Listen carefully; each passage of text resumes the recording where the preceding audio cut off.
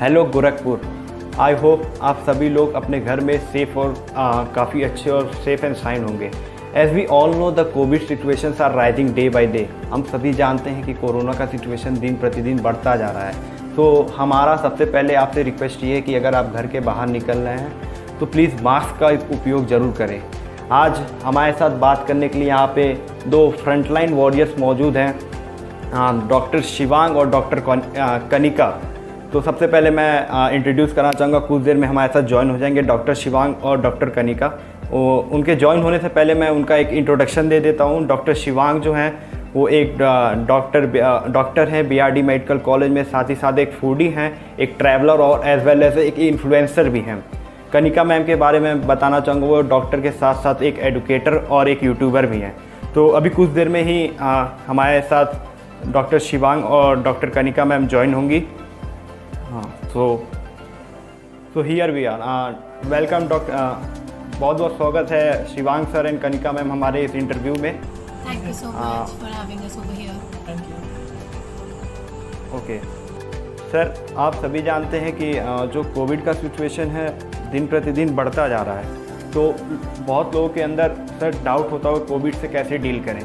तो इसी के रिलेटेड मैं आपसे कुछ क्वेश्चन जानना चाहूँगा, क्योंकि मैं जानता हूँ कि आप लोग खुद कहते हैं आप अपने डे का 12 आवर्स कोविड पेशेंट के साथ स्पेंड करते हैं बीइंग अ डॉक्टर। तो सर तो सबसे पहले मैं शिवेंद्र सर से क्वेश्चन मेरा ये रहेगा कि सर सभी जानते हैं कि कोविड का सेकेंड स्ट्रेन आ चुका है। तो सर हम इससे अपने आप को प्रिवेंट कैसे कर सकते हैं सेकेंड स्ट्रेन से? सर प्लीज़ बताएं।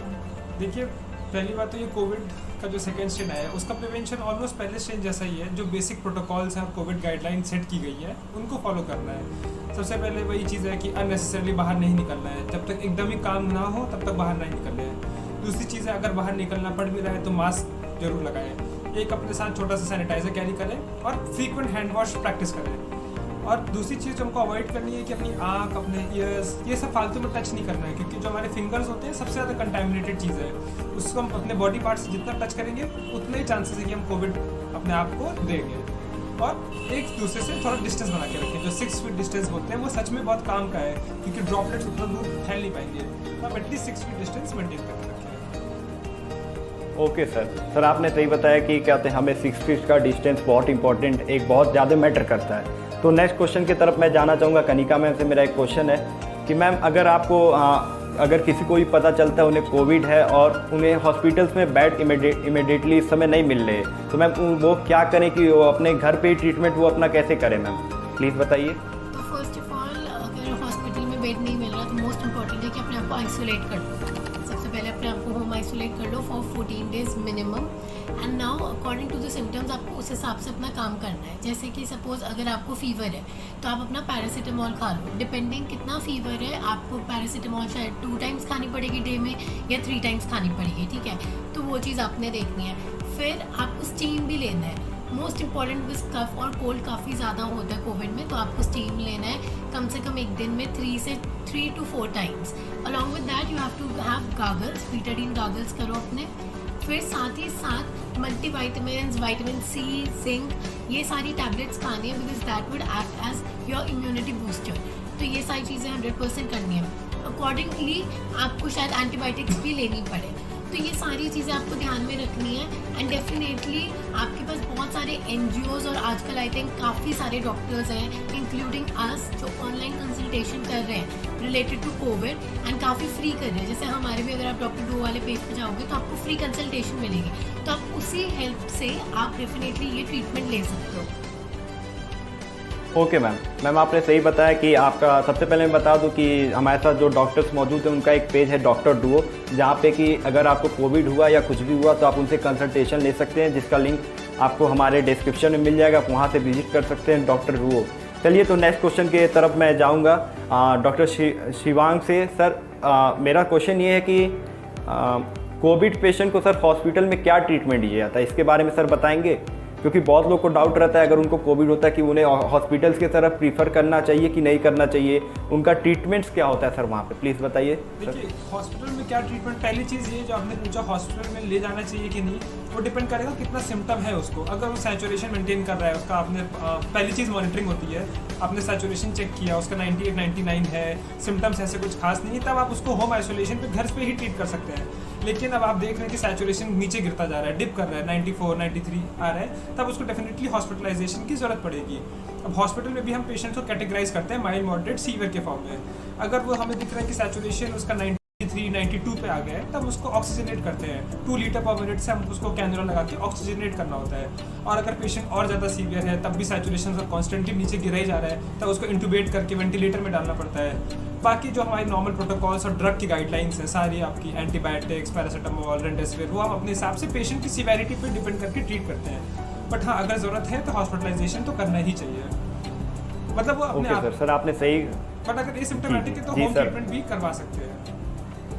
ओके सर, आपने सही कहा कि अगर जितना हो सकता है होम ट्रीटमेंट करना चाहिए। हॉस्पिटल्स में तभी प्रीफर करना चाहिए जब उनका ऑक्सीजन लेवल 94 या उससे नीचे जाता है। ठीक है सर, नेक्स्ट क्वेश्चन अब मेरा मैम से ये रहेगा कि मैम आप जानती हैं कि पूरे देश में डर का माहौल है एंड जो पुअर पीपल्स हैं वो हॉस्पिटल्स को क्या कहते हैं अफोर्ड नहीं कर सकते, तो मैम आप उनको क्या एडवाइस देंगे इस हमारे थ्रू, इस वीडियो के थ्रू? सबसे पहले तो it is, I would say prevention is better than cure. अगर आप अफोर्ड नहीं कर सकते तो वही है कि अपने आप को प्रिवेंट करो इस डिज़ीज़ से, और प्रिवेंट करना इतना ही मुश्किल नहीं है। The only thing you have to do है स्टे होम, अपना घर पे रहो, और अगर बाई चांस पे अगर तुम्हें बाहर जाना है तो कंटिन्यूसली सैनिटाइज करो और मास्क पहनो, जैसे शिवांग ने बताया। तो आपको ये सारी चीज़ें करनी है टू प्रिवेंट इट। इफ़ अगर आप अफोर्ड नहीं कर सकते तो वही बात है, आपको डिफरेंट NGOs, आजकल काफ़ी सारी NGOs हैं जो आपको काफ़ी सारी चीज़ें प्रोवाइड कर रही है फॉर फ्री, है ना। तो आपके अगर if you can not afford तो go for that, and definitely you have government hospitals which are providing the treatment free of cost. तो this is how a lot of nation is actually helping you out, but then you need to be aware. आप अपने आप को newspaper और इन सारी चीज़ों से, Instagram and again as I said doctor duo, इन सारी चीज़ों से अगर आप अपने आप को अवेयर रखोगे तो आपको पता चलता रहेगा कि क्या क्या फ्री मिल रहा है और यहाँ से आप लोग चीज़ें वो ले सकते हो। ओके मैम, आपने सही कहा कि हमें ऐसे पहले prevention is better than cure, हमें सबसे पहले तो ज़्यादा प्रिवेंशंस लेना चाहिए। Thank you ma'am. Next question हमारा शिवांग सर से ये रहेगा कि सर सबसे ज़्यादा कन्फ्यूज़न होती है मास्क के रिगार्डिंग। कौन सा मास्क हमें यूज़ करना चाहिए? जैसे बहुत लोग कहते हैं क्लोज का मास्क यूज़ करते हैं, कुछ N95 यूज़ करते हैं, कुछ N99 यूज़ करते हैं। तो सर कोविड के सिचुएशन में कौन सा मास्क यूज़ करना है, कौन सा बेटर मास्क होगा हमें यूज़ करने के लिए?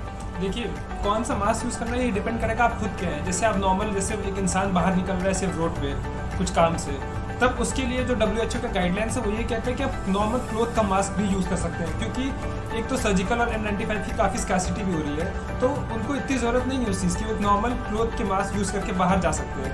अब बाकी कोई पर्सन है जो इन्फेक्टेड लग रहा है, उसको सिम्टम्स आ रहे हैं या हॉस्पिटल के आसपास काम करता है, उसको डेफिनेटली सर्जिकल मास्क की ज़रूरत पड़ेगी। और N95 उन्हीं को ज़रूरत पड़ती है जो ऐसे एरिया में है जहाँ पे कंटामिनेशन है या एरोसॉल बाहर निकल रहा है, या आप खुद हॉस्पिटल के अंदर हो, ICU सेटिंग्स के अंदर हो। N95 सबको ज़रूरत नहीं है, ये WHO की लेटेस्ट गाइडलाइंस भी यही कहती है। और इधर जो एक नया वो आया है वो है डबल मास्किंग का सिस्टम, वो आई थिंक सबको फॉलो करना चाहिए। डबल मास्किंग में ये होता है कि आप सबसे पहले एक सर्जिकल मास्क या मेडिकल मास्क पहनते हो, तो उसके बाहर एक नॉर्मल कपड़े का मास्क पहन लेते हो। ये करने से 80 to 90% का ट्रांसमिशन रुक जाता है। तो आई थिंक इस समय तो नया जो है वो डबल मास्किंग ही प्रमोट करता है, तो आपको उसी पर जाना चाहिए।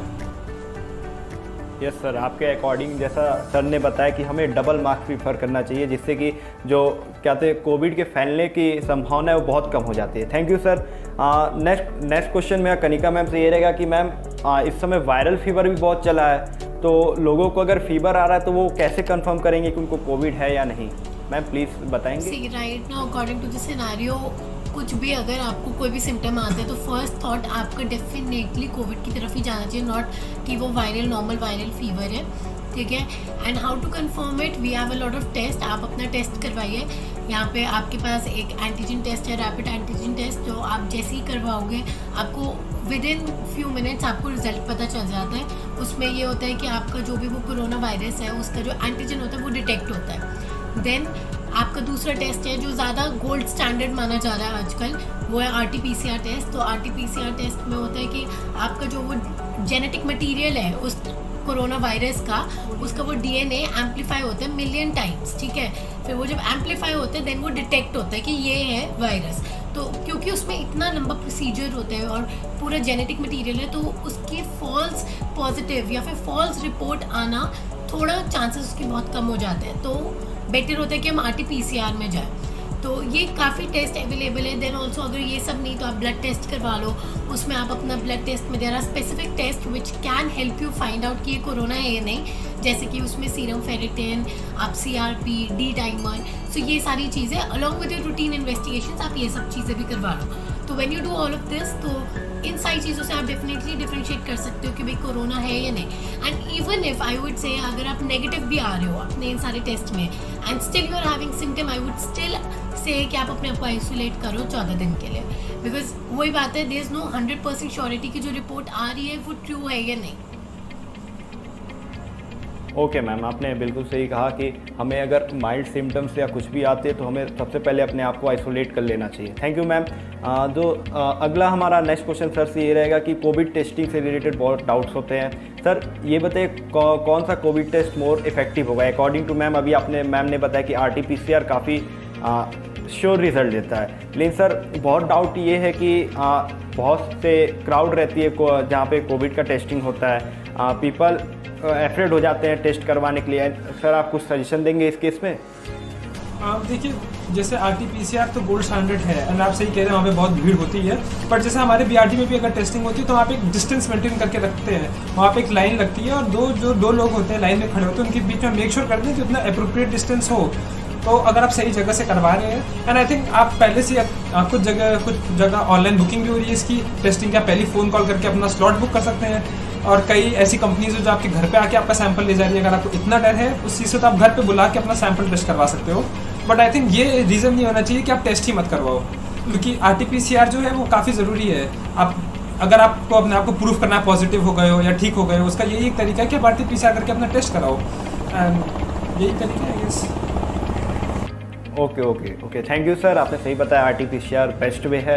और हम क्या कहते हैं, एक अभी कई गाइडलाइंस आई हैं और कई ऐसे एजेंसीज हैं जो घर पे टेस्टिंग कर रहे हैं, जिससे ये जो दिक्कत है ये ख़त्म हो चुकी है।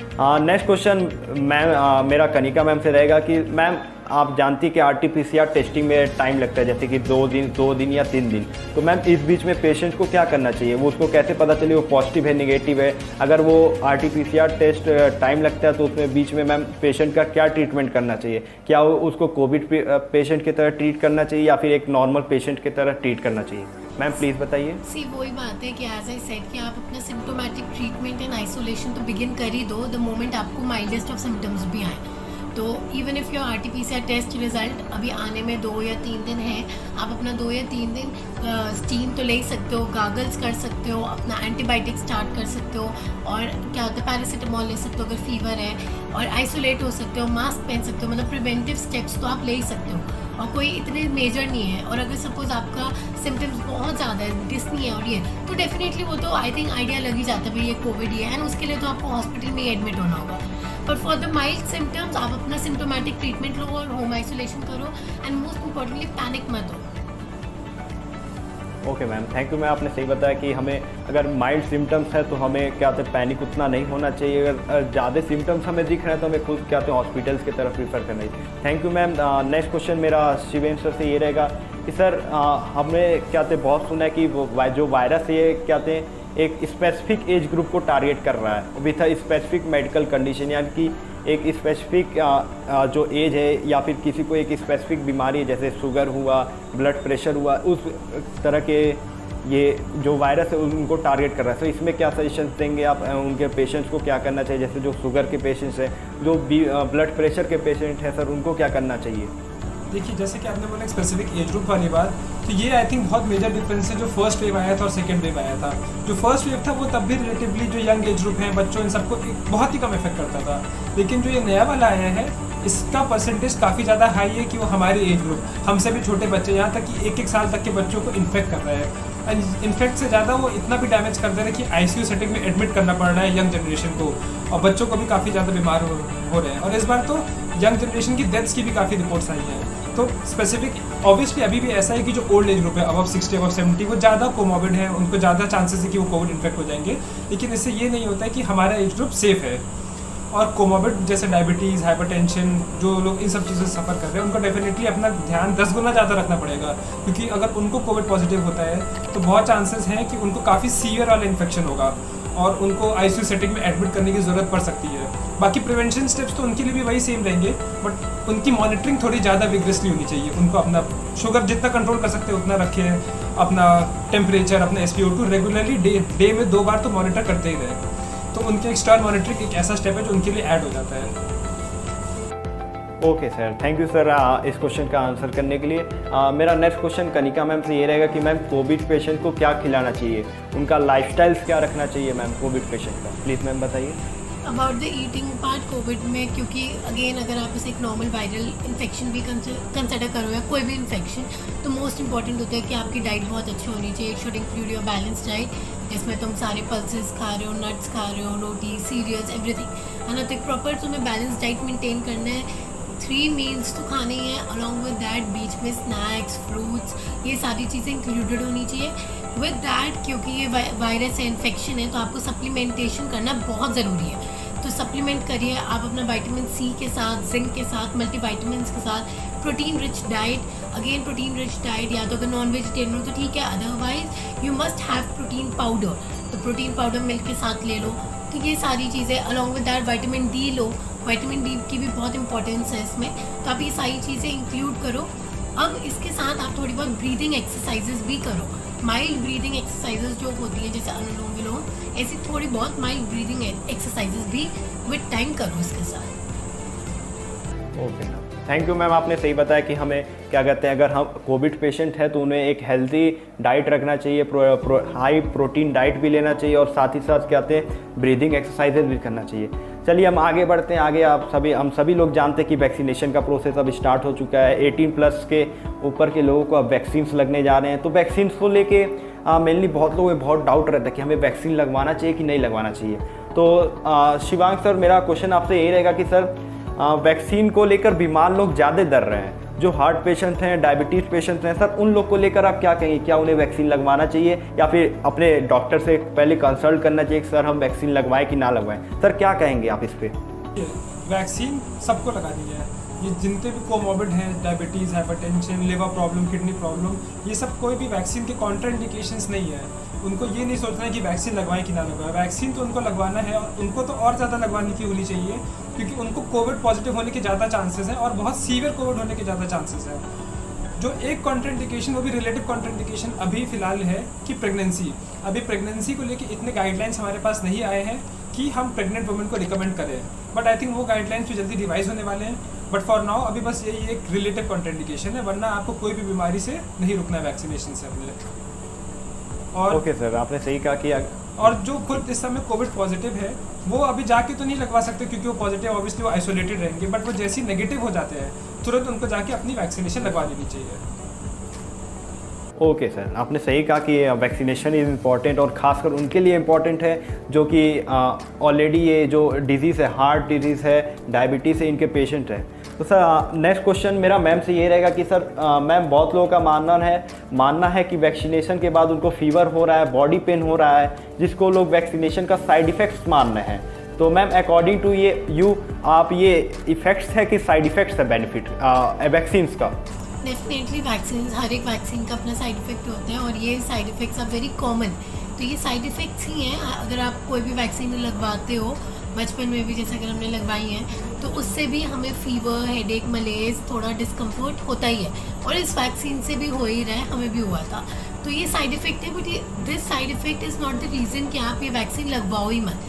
वैक्सीन का प्रोसीजर ही ये होता है कि दैट जब तुम वैक्सीन लगाते हो तो they are giving you that antigen in a different way, मतलब मॉडिफाइड वे में एक एंटीजन आपकी बॉडी में दिया जा रहा है, तो वो कुछ तो इम्यून रिस्पॉन्स करेगा ना। अगर इम्यून रिस्पॉन्स उस एंटीजन नहीं कर रहा, तो मतलब इट शोज़ कि मे बी वो इतना इफेक्टिव नहीं है। तो we need that immune response to make the antibodies available in the body. तो वो वही हो रहा है कि जब हम वैक्सीन लगाते हैं तो वो एंटीजन जो हमारी बॉडी में आ रहा है उसके अगेंस्ट हमारी बॉडी जो रिएक्ट कर रही है उस वे में हमें फीवर और ये आ रहा है। तो ये एक अच्छी बात है, ये शो करता है कि हमारी बॉडी में इम्यूनिटी अच्छी है, हमारी बॉडी का इम्यून सिस्टम वर्क कर रहा है, इसलिए हमें फीवर या कुछ इफेक्ट आ रहा है। तो डोंट कंसिडर इट एज कि ये बिल्कुल रॉन्ग चीज़ है या हमारी बॉडी ख़राब है इसलिए ये हो रहा है। ये इसलिए हो रहा है क्योंकि हमारी बॉडी अच्छी है, हमारी बॉडी इम्यून सिस्टम प्रोड्यूस कर पा रही है। ओके मैम, आपने सही कहा कि हमारी बॉडी अगर अच्छी है तभी इम्यून सिस्टम प्रोड्यूस कर, उसी की वजह से ये फीवर्स और ये आते हैं। तो ये वैक्सीन का एक तरह से साइड इफ़ेक्ट्स नहीं मान सकते हैं। ठीक है, thank you ma'am. Next question मेरा सर से ये रहेगा कि सर जो पेशेंट कोविड पॉजिटिव ऑलरेडी हो चुके हैं उन्हें सर रिकवरी के कितने दिन बाद वैक्सीनेशन लगवाना चाहिए? क्योंकि लोग मानते कि जब हमें अगर फीवर है, अगर हमें क्या कहते हैं माइल्ड कफ आ रहा है तो हमें वैक्सीनेशन नहीं करवाना चाहिए, लेकिन सर जो कोविड से रिकवर हो चुके हैं अभी कुछ ही दिन हुआ तो उन्हें कब वैक्सीनेशन करवाना चाहिए? अपने रिकवरी के कितने दिन बाद वैक्सीनेशन करवाना चाहिए? अब देखिए जो लेटेस्ट गाइडलाइंस आई हैं उसमें तो यही है कि आपका जैसे टेस्ट नेगेटिव आता है आप इमीडिएटली सेंटर पे जाके अपना वैक्सीन लगवा लो। पहले कुछ और था, पहले कुछ दिन वेट करने को बोलते थे, लेकिन अभी फिलहाल यही है कि आप नेगेटिव होते ही अपने सेंटर में जाके अपने आपको वैक्सीनेट करवा सकते हो, आप नेगेटिव होते ही। Okay sir, thank you everyone for joining me here and thank you to Shivang sir and Kanika ma'am जो आप यहाँ पे हमारे लाइव सेशन में आई और हमें इन्फॉर्मेशन दी। अगर आपको ये वीडियो अच्छा लगा, आपको कुछ इन्फॉर्मेशन या कुछ सीखने को मिला तो हमारे वीडियो को लाइक, सब्सक्राइब, शेयर जरूर करें। हमारे चैनल को आप सब्सक्राइब कर सकते हैं गोरखपुर वीकली, और हमारे इंस्टाग्राम और फेसबुक हैंडल को भी फॉलो कर सकते हैं। साथ ही साथ जो डॉक्टर्स अभी हमारे साथ मौजूद थे, डॉक्टर शिवांग और डॉक्टर कनिका मैम का पेज है डॉक्टर टूओ नाम से, जहाँ पे वो फ्री कंसल्टेंट देते हैं पेशेंट को, वहाँ उनको भी आप फॉलो कर सकते हैं। उनका लिंक हमारे डिस्क्रिप्शन में आपको मिल जाएगा।